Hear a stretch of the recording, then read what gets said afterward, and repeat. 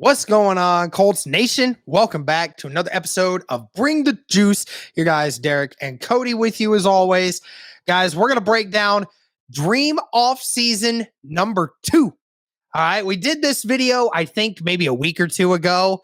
That was before our potential leading candidate for head coach Ben Johnson decided he wanted to return to the Lions. So now we kind of have to do a little bit of a recharge on this, but we're going to go into a little bit more detail on some things other than just the head coach and the quarterback situation.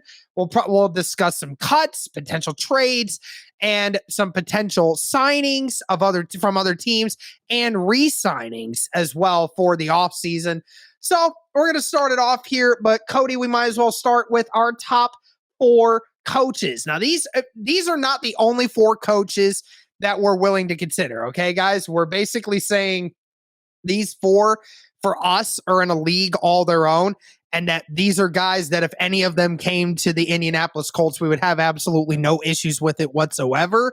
One of those being Brian Callahan, the offense coordinator for the Bengals, Mike Kefka, the offense coordinator for the Giants, Steichen, who is the offense coordinator for the Eagles, and Ryans, who is the defensive coordinator for the 49ers.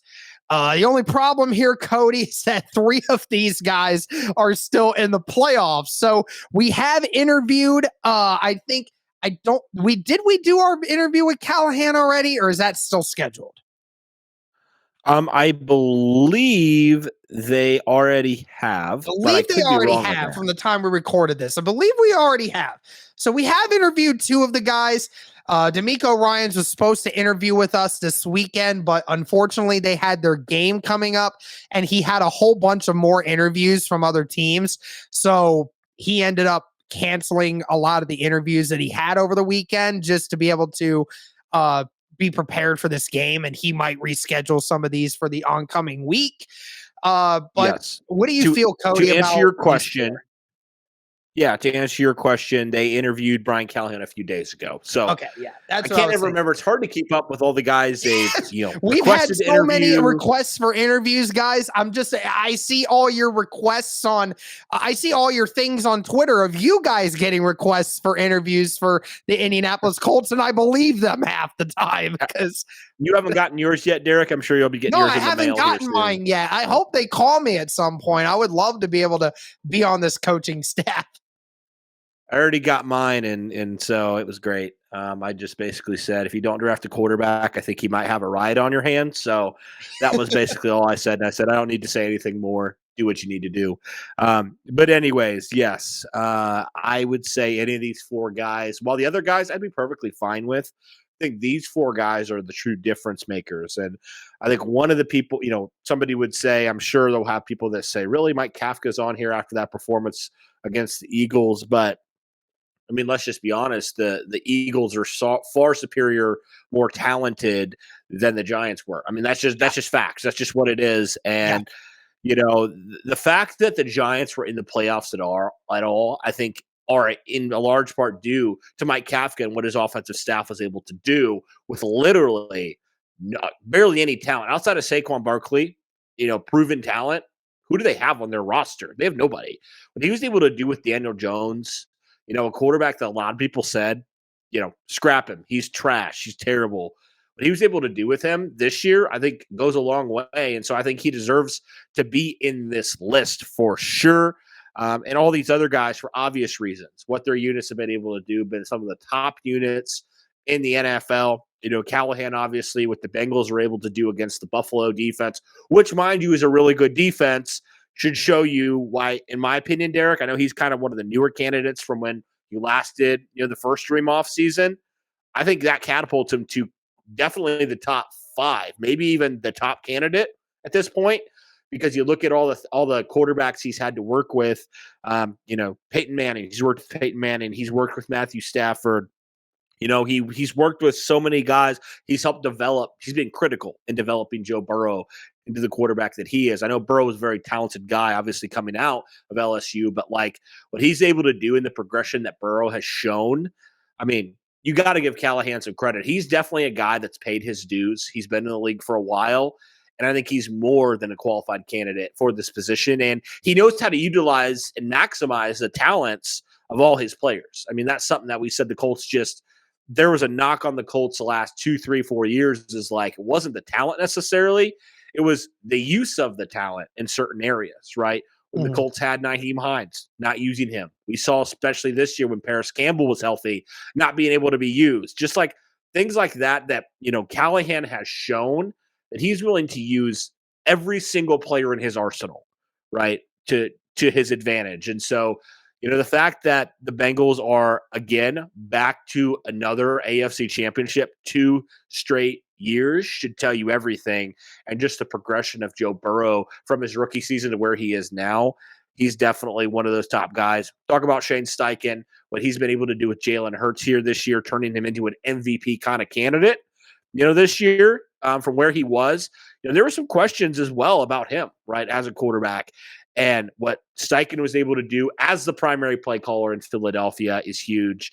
And he's been able to learn under Nick Sirianni as well. And obviously, the Eagles have a ton of talent offensively, but they've been able to maximize that to the full extent there. And, they were able to just completely blank the Giants and be, pretty much unstoppable on offense all year. So him, and then obviously DeMeco Ryans, we already know. Everybody knows my feelings on DeMeco Ryans as a coach. Former player, played for Houston for a number of years. And, he's just a guy that can get the most and will maximize the talents. The only defensive guy in the top 4 here, but I think he's just that good of a candidate, Derek, where he brings the juice, baby. He brings the juice. He absolutely does. And I think he would week in and week out. And that's what this Colts team needs, man, because how many times were they just sleepwalking through games last year? I mean, DeMeco Ryans ain't going to let that happen, man. I'm just going to tell you that right now. That's not happening under him. So, yes, he's definitely a guy that I have to have him on my top 4 100% because I just think he gets the maximum out of his players. Personally and kind of knowing where the Colts currently are, we talked about it in another video. They don't have the quarterback or the head coach figured out. So I think it makes a lot of sense to go the offensive route, to go and get an offensive mind like a Shane Steichen, like a Mike Kafka, like a Brian Callahan, just because it makes a lot of sense to just marry those two guys together and just ride with them and let them develop that quarterback. And we'll get into it in a second, who we would prefer. And I think a lot of people know listening to this pod. But yeah, I think it makes a lot of sense. But I have to put Ryans on here just because of what he's been able to do. And I do think he'd be able to bring a pretty good offensive coordinator over here too. So I could see that being an option. Yeah, absolutely. And you mentioned it, the quarterback that you have to bring in to match with this new coach that you're going to bring in. And there's a couple of guys, the top 4, we've all heard the positives and the negatives about some of these players. And of course, it depending on the coach that you bring in, that's really going to make it depend on who you want. But I think you and I were talking about it off air a lot. We were talking about if you brought in a guy like Steichen, Kafka, or Callahan, we feel that the best case scenario for the rookie quarterback that you want to bring in is CJ Stroud. And especially for Brian Callahan specifically, I think he's worked with a lot of quarterbacks, Cody, that their player comp is very similar to CJ Stroud. The way CJ Stroud moves in the pocket, the way CJ Stroud throws the football, the way he goes through progressions, the natural born leader that he is. I think that is a kind of guy that Brian Callahan specifically could really get the most out of a guy like CJ Stroud. We talk about Kafka, his knowledge of being around a bunch of good quarterbacks, most recently Patrick Mahomes, and then you saw what he's done with Daniel Jones. You feel confident that he came in, he could get CJ Stroud to open some things up. Shane Steichen knows how to run an offense. He knows what he's doing. DeMeco Ryans, not sure exactly how he would develop a quarterback, but I do know he would be a great mentor for a young quarterback coming into the league. But obviously, everyone's going to have their differing opinions on this. There's Bryce Young, Will Levis, Anthony Richardson. Some of you say that we shouldn't even draft a quarterback at all. But I think you and I both agree, if we were wanting it to be our dream scenario, CJ Stroud paired with any of these 4 coaches would be the best case scenario. Yeah, And I know you won't agree with this one, but I'd throw in Lamar there just because he's of an electric play caller he is. And the Mhm. lack of offensive weapons he's had around him outside of Mark Andrews, obviously. Like, I wouldn't be opposed to that. I know you're going to have to spend a lot, and that's going to kind of hurt you in He cap turned space. down But 133 million fully guaranteed. right, and again, this is dream. So I'm not saying this is a reality, but like if he Right? becomes Yeah, this is available, dream. Yeah. like I wouldn't mind that. I do think I'll go back just real fast. I know there's going to be some people. I've seen them in the comments saying, "You guys are just so in love with CJ Stroud. What's wrong with you? Why are you giving Bryce Love no Young?" Look, I think Bryce Young right now is a better quarterback than CJ Stroud. I'm going to say that. I do think he is. I think he's more electric. I think he's more dynamic. But like I'm thinking long-term longevity in the NFL. We saw this with RG3 and Andrew Luck. Now I'm not comparing those two because it's not a comparison, at all between this class. But what I am saying is I'd rather have a quarterback that has the arm, that has the size, and just I think is going to last longer in today's NFL. Like, it's not like CJ Stroud's a statue back there either. It's not like he can't run. He's not as dynamic as Bryce Young, but I just feel like the physical attributes, he obviously has the mental attributes, and talking about the leadership as well. Like, those are all things. And I saw a report actually, I think earlier today that what CJ Stroud was able to do. Obviously, I know that Ohio State didn't win that game at the end of the game against Georgia, but the poise that CJ Stroud showed, I think, really impressed and left a big impression on a lot of scouts. And I would think the Colts will be one of those teams. And so I just think it makes a whole lot of sense to go, well, I think maybe CJ Stroud's just a tiny bit more raw. I think Bryce Young's a little bit more ready-made, right now to maybe go make it. So I think he might be like a, kind of like what we saw with RG3. He might go win Offensive Rookie of the Year. But I think longevity's sake, I'd rather go with the CJ Stroud because of those reasons. And some people will disagree. I think the height thing, obviously, a lot of people say, why are you judging height? But like, it is a factor. You can't just ignore it. You can't just act like it's not a thing because it is. And so it's hard because like, I don't want to just judge a guy because I know Bryce Young is supremely talented. He's one of the better prospects in a couple of years, just as a pure player. I struggle with that because as good as he might be, that stuff does matter. That stuff really does matter. Now, if it was just completely like not even close, then I'd say, yeah, you go get Bryce Young. But I think Stroud showed enough to me, and obviously it resonated with scouts as well, where I would feel more than comfortable trading up with number one with Chicago and going and getting him because I think he has that potential to be that good. I really do. People, you can disagree with me on that, and that's totally fine. But I just think it makes a lot of sense to pair one of the best offensive minds with one of the best rookie quarterbacks. That is the recipe to me, Derek, for success in this league long term. And Yeah, I think the guy out you of all won't these catch guys, me. Yeah, you Go ahead. won't catch me disagreeing with you here, man. I totally agree with you. I think from a longevity perspective, you're right. I mean, maybe Bryce Young, the first 2 years in the league, might actually be better than CJ Stroud. He might be. And you know what? I mean, Kyler Murray, the first couple years that he was in the league, took the league by storm, right? But look at what we're seeing right now with Kyler Murray. What has happened to him over the last year and a half? But to be fair, that's more of an immaturity thing with Kyler. I don't think Bryce Young has that, but I know what you mean. Like, you're right. You're right. It's definitely been an immaturity thing. I just think that I'm not even just talking about specifically like the play itself. I'm talking more of along the lines of obviously the offense has struggled. But maybe Bryce Young goes into a situation with a better coaching situation too. Clearly the Cardinals didn't have a lot of faith in Cliff Kingsbury. But also, Kyler's been getting hurt recently. And, with his size, you question it because it's no denying that quarterbacks like Kyler Murray that are a lot more run than they are throwing, they don't last very long in the league anymore, man. They never really have. They never really will, so it's kind of tough to be in that kind of situation where, your quarterback's best attribute about him is his ability to run.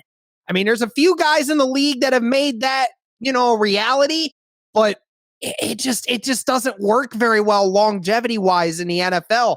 And I ain't trying to get a quarterback in 5 years that's going to have multiple leg problems and, things like that. I mean, I just don't want to see it. And I don't think that Bryce Young has as good of an arm of somebody like what Russell Wilson first had. And, it's going to be a question mark on whether or not, Bryce Young is even going to be as good as Russell Wilson ever was, that sort of situation. But um, again, it's a game of, checking the X's and O's, and, these scouts know a lot more about these X's and O's than what we do. Clearly we'll figure it out one way or another, but that's one thing. The quarterback for the Indianapolis Colts definitely needs the most important thing. We obviously think Stroud might be the best case scenario long term, but again, that's up for another discussion at another time too. But the next thing that we'll kind of go into is guys that we're willing to cut or trade this offseason from the current roster as it stands. Let's see. The guys who we are thinking of cutting is quarterbacks Matt Ryan and Nick Foles. And you could actually, we even talked about this, the idea of cutting Mo Alley Cox as well. Here's the thing. I don't think there's no reason that you would be able to trade him, because there's no way that somebody's going to take him for $8 million a year. It's just not going to happen. It was a really bad contract by Ballard in the first place. So if you were to cut Matt Ryan and cut Nick Foles and cut Mo Alley Cox, you're saving over $20 million in cap space this year, which is huge from a situation of if you want to sign a big name free agent of some kind, then that's important to have that extra cap going into this offseason. And when we talked about potential trade situations, we heard about Ryan Kelly. We heard about trade rumors with him. Kenny Moore is another one that we've talked about being traded. This season has not been good to him.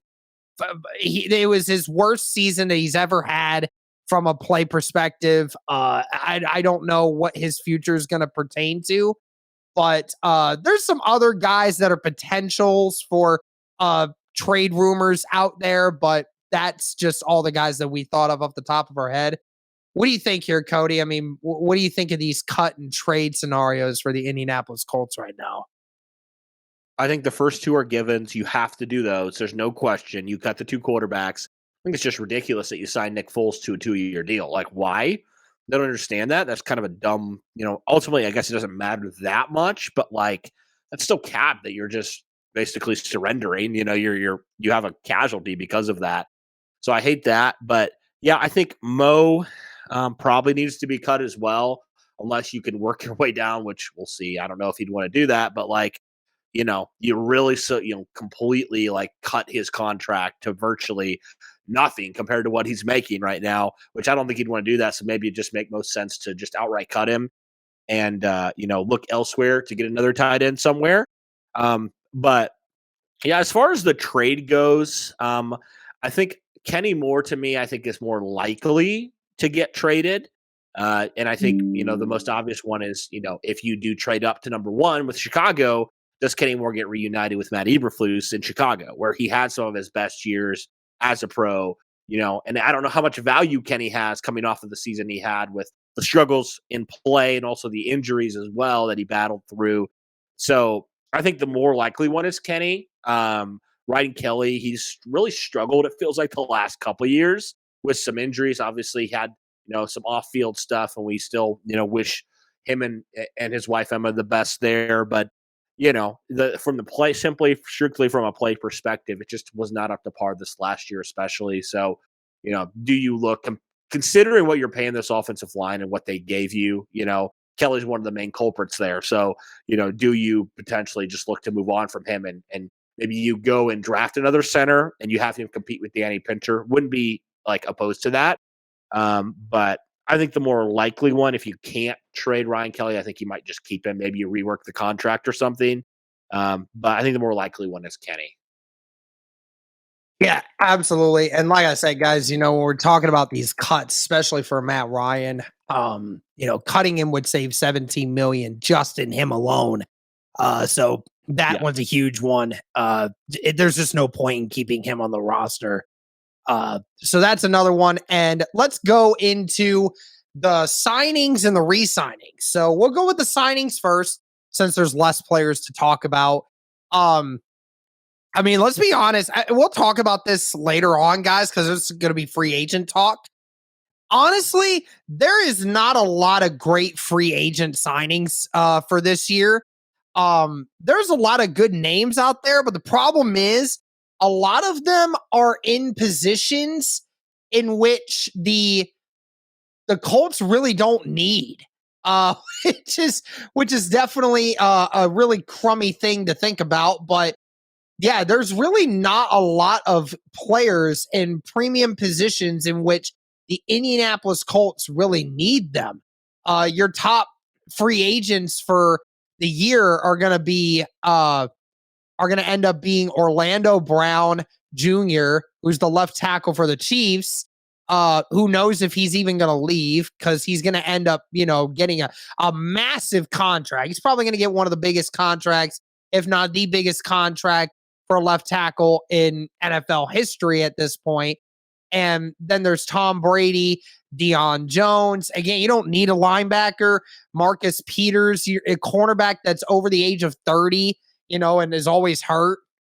There's just so many different free agents this offseason that are not in positions that the Colts really, really need and are willing to spend big ones. But there are two players at the same position. They're going to be free agents this offseason that if they don't get franchise tagged or refuse to sign their franchise tag, then they can test free agency. And I believe that, and I think Cody and I agreed on this, these two players are two players that we think the Colts, if they're looking to add an offensive weapon for the new quarterback that's supposed to come in, could really be a solidified weapon that could really help with developing the quarterback long term. It's not a piece that's going to help in the wide receiver core, but it's the tight end group that would help. It's tight ends Mike Gesicki and Dalton Schultz. Both of these guys under the age of 28, both in their primes, both tight ends that are going to be testing free agency this offseason. Now, if any one of these guys does not sign their franchise tag, if they get franchise tag once again, Cody, are we wanting to roll the dice on Ballard saying, hey, one of these guys I'm willing to pay $12 to $15 million a year for to bring in and add another good weapon to this offense that we need? I think it wouldn't hurt. It all depends, obviously, what you do with the Mo Alley Cox contract. But yeah, I mean, these are two guys that we targeted last offseason too. Like, we wanted the Colts to potentially look into both these guys. And Gesicki, for as good as he is, it just really didn't feel like the Dolphins used him a whole lot. Like, I think there was a stretch where they really didn't target him. So that I'm just I want to know why that was the case. Why did Miami just not go to him a whole lot? At the end of the year, he only had 316 receiving yards. Why is that? Dalton Schultz a little bit more targeted, as well. I'll throw in another name, just kind of a wild card name, and I don't know if he even leaves or not. But how about Evan Ingram in the bounce back year that he had in Jacksonville? I don't think he's going to leave the building in Jacksonville, because I think he was a really big piece for them last year. But that was a guy that we looked at last year, and we were like, hey, he's got potential written all over him. Why not bring him in? And Jacksonville obviously saw that, and they were able to utilize him to his full ability. But there's definitely some guys that are in their mid to late 20s at tight end that I think just offers so much more in the passing department, right? And Kylan Granson, for as good as he was, the Colts still don't have a true number one receiving tight end. As good as both those young tight ends are, I think it'd be nice to have another option for that rookie quarterback. I really do. I think you could never have too many pass catchers in today's NFL. So, yeah, I wouldn't mind really signing any of these three guys at tight end to just get your quarterback as many guys that can stretch the offense as possible. And I think either of those guys would do it. So, yeah, I'd be good with really doing that, considering how dry the market is at, playmakers this offseason and free agency, at least. Yeah, absolutely. I mean, I agreed with your comment that, it is about trying to find as many pass catchers as you can. And adding a Dalton Schultz or a Mike Gesicki to this roster, along with a Jelani Woods that you already have over there, right? Who's on a rookie deal. You don't have to worry about paying them. But for an offensive-minded coach like a Steichen or Kefka or a Callahan that comes in with those kinds of weapons, I mean, that's a heyday. That's a heyday. Offensive coordinators dream to have a tight end room that talented because you can do so many different things with those tight end sets. So again, guys, it's dream scenario. We know it most likely won't happen, but it's dream scenario. But anyway, we'll finish this off with 4 players from the group of free agents for the Colts that we think should be re-signed. And I think the 4 that we all agreed on was Rodney McLeod, Paris Campbell, Chase McLaughlin, and EJ Speed. Cody, why are these 4 specifically guys that we want to bring back? Rodney McLeod had the best season of his career. I know he's kind of mulling around retirement. Really hope he doesn't. Hope the Colts can get him back on a 1-year deal again.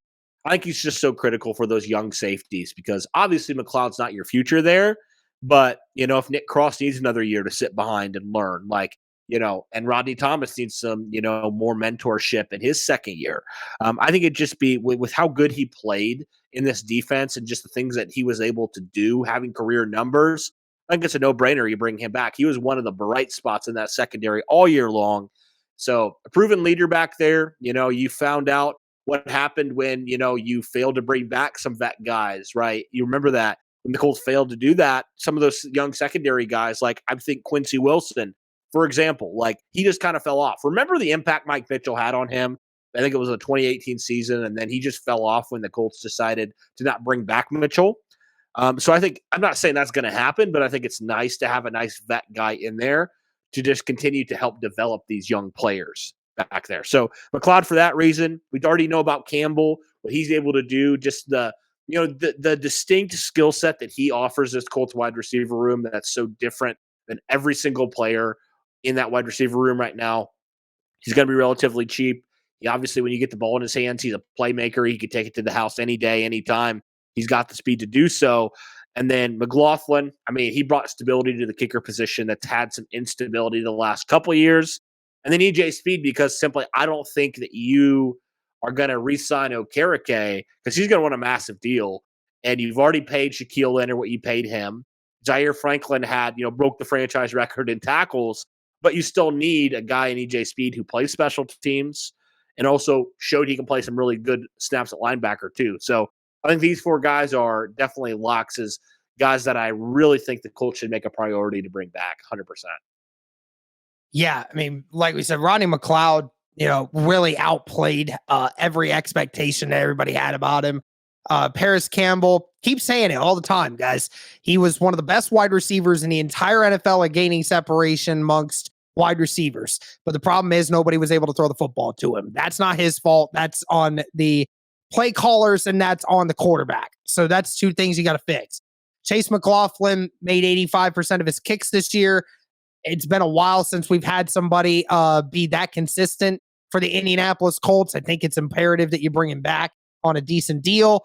And EJ Speed, again, EJ Speed has shown you when you need him to come in and play some valuable reps, he does provide a good opportunity for you. I do wonder, Cody, I said it in the last offseason that in a few years, maybe EJ Speed will, want to leave to chase a better position, chase a better opportunity somewhere else behind. He's the 3rd linebacker in this group, I think, in this season. Maybe he wants to go be a starter or test his luck with somebody else's group and think that he can be a starter somewhere. I hate to say it, but I think that's going to be imperative if we don't try to bring him back. So that's another one. But I think that's going to do it for this one, guys. That's pretty much our dream offseason number 2. Okay. So you let us know what your dream offseason would look like for the Indianapolis Colts without, and I repeat, without talking about firing Chris Ballard. Okay. I know there's going to be some of you in the comments that are going to do that. try to be realistic here. Realistic as you can be with a dream off season. I get that one. But anyways, that's going to do it for this one, guys. Let us know your thoughts. Thank you again so much for all the support. And as always, go Colts.